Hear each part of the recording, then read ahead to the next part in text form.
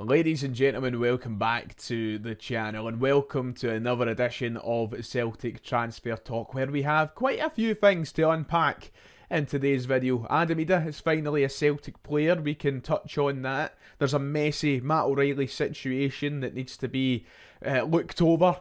And Luke McCowan's name is doing the rounds. Celtic reportedly monitoring his situation. God, I can't wait for the transfer window to be done. Not gonna lie, can't wait.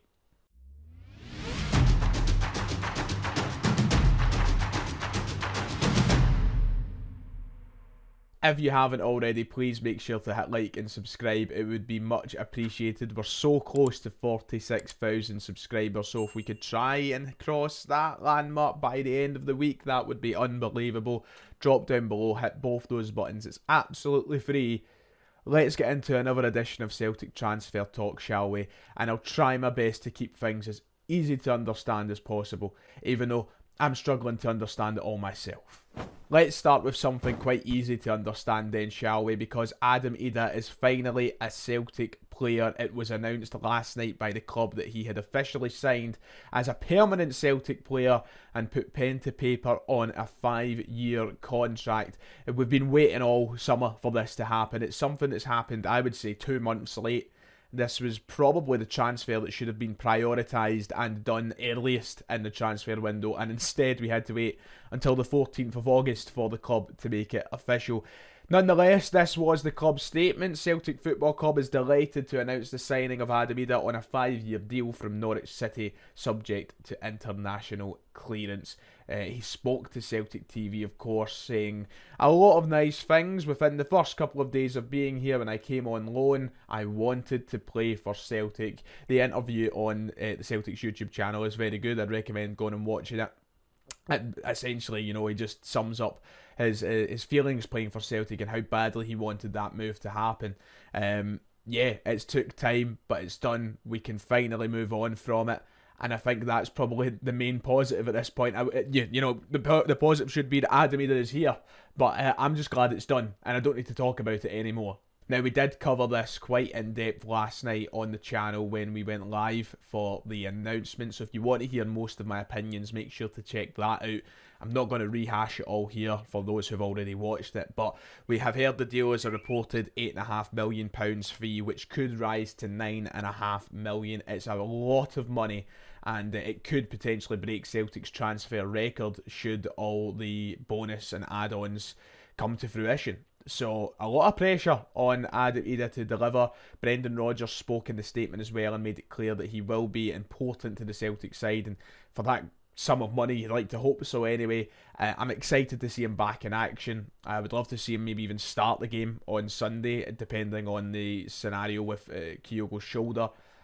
It's great that he's back, and let's all get behind him now. Yeah, I know there's going to be a lot of pressure on him with this £8.5 million, £9.5 million price tag, but you know, if we can just sit down and enjoy him, and we can let him do his stuff, he'll do what he done in this loan deal, the loan deal that he was here on.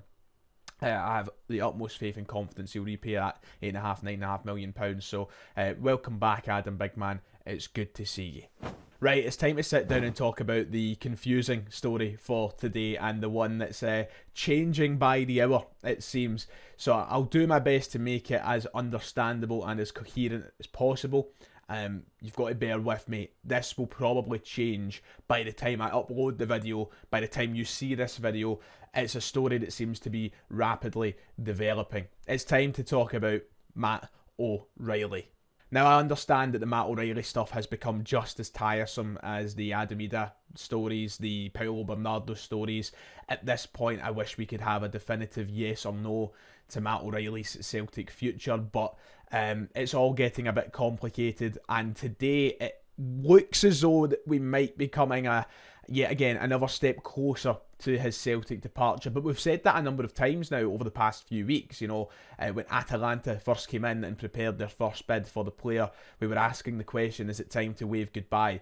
Brighton were reportedly about to smash the transfer record. We heard that. It was time to wave goodbye. Nothing's came of it. Today, the headlines seem to be the Atalanta move is coming closer, and it could potentially happen this week. But once again, I don't know what to believe at this point and how much truth is in these stories. There has been a timeline of events today. I'm going to run through it very quickly and then we'll try and make sense of everything that's out there. So around 11 o'clock this morning, reports started coming out of Italy and specifically Gazzetta that Matt O'Reilly's transfer to Atalanta was getting closer. This was some of the headlines. Atalanta's deal has risen to 27 million euros. The deal is very close, but not quite there.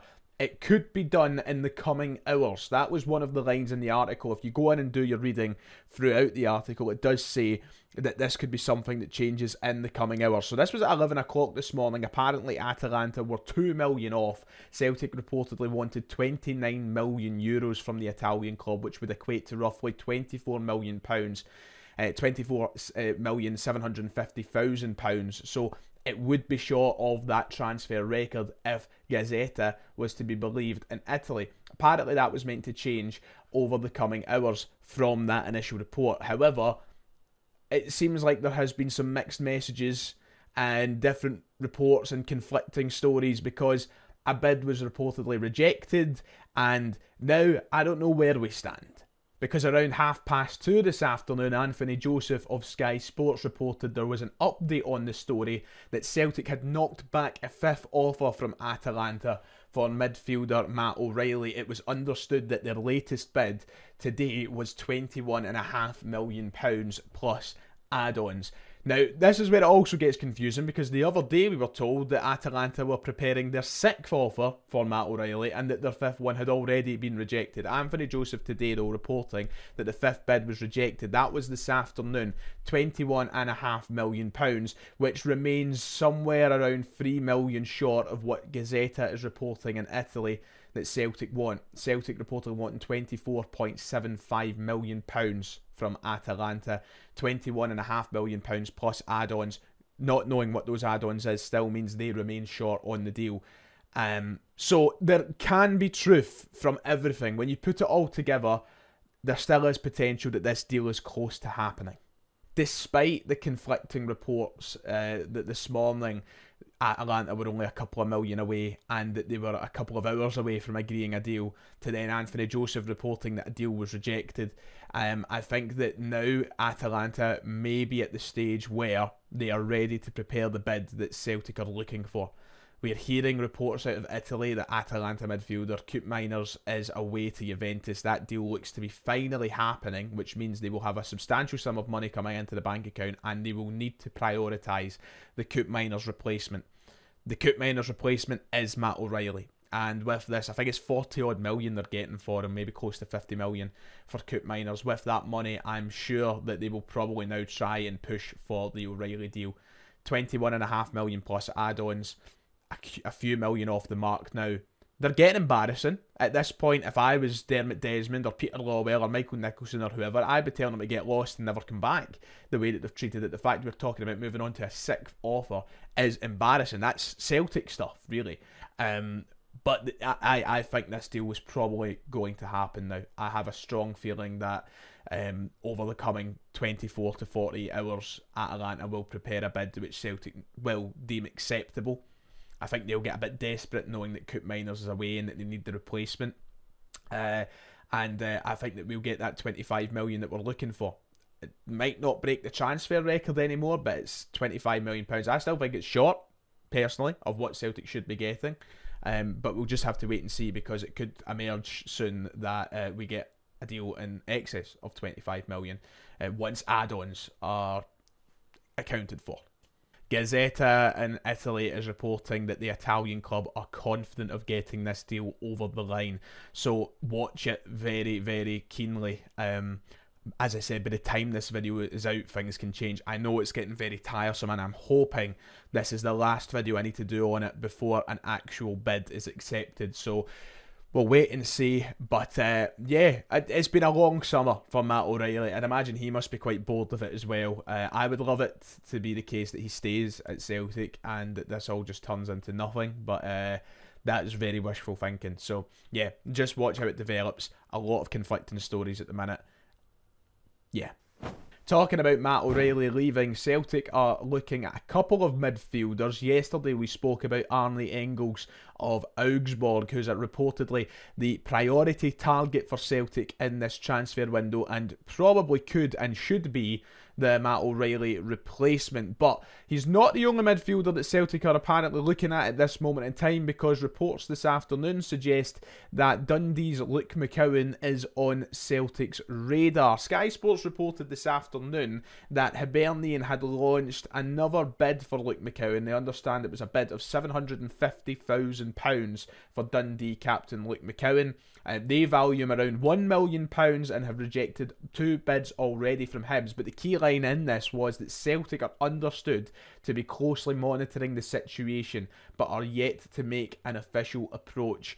Interesting stuff. I like Luke McCowan. I think he's a good player. £1 million, you certainly can't grumble at it. It's a bit of a bargain. This is a guy that has a year left on his Dundee deal, so it's almost certain that Dundee will look to cash in this summer while they can.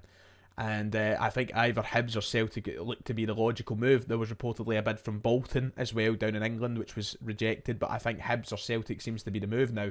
I like him. As I said, I don't think he's a bad player. And, you know, Celtic needs Scottish players for the quota. It's a deal that would make sense, but at the same time, what is Luke McCowan going to do at Celtic? That's my concern. That's my issue. And this is nothing on the player himself. This isn't me saying he's not good enough and I don't want him. I just, you know, where does he come in? Because he's a central midfielder. He's not the Matt O'Reilly replacement, and I mean that with all due respect. He's not going to get in over McGregor, Hatate, currently O'Reilly. If we were to buy Engels, it would be for about £10 million, so we wouldn't be getting in over him. Not over Bernardo, not over Iwata. I really would be confused as to where Luke McCowan's standing in the squad would be. That's my only concern. And I think having Scottish players is certainly a positive, because you need that for the quota, but I don't know. A weird one. Anyway, I don't know if much will come from it. Celtic are apparently only monitoring the situation, so we'll wait and see if anything comes from that. I do think he'll end up getting a move to Hibs, to be quite honest. But yeah, his name's floating around. So that does it for now. These are stories that are going to change rapidly over the next day or two, so stay with me and I'll try and keep you updated as best as I can. From what I'm hearing myself, it looks like O'Reilly's going to be off, but listen, I don't take my word on it. Yeah, we're just going to have to wait and see. In terms of replacements, people are still asking me, messaging me, asking if Arne Engels is going to be signed or whatnot. It's far too early to tell, and it all depends on Matt O'Reilly's situation, so there's not going to be any progression there until all of that kind of kicks off. So stay patient. I'll try and keep you updated as much as I can. But for now, that is it. Make sure to hit like and subscribe. Let me know your thoughts in the comments below. But for now, that's me. I'll see you all next time.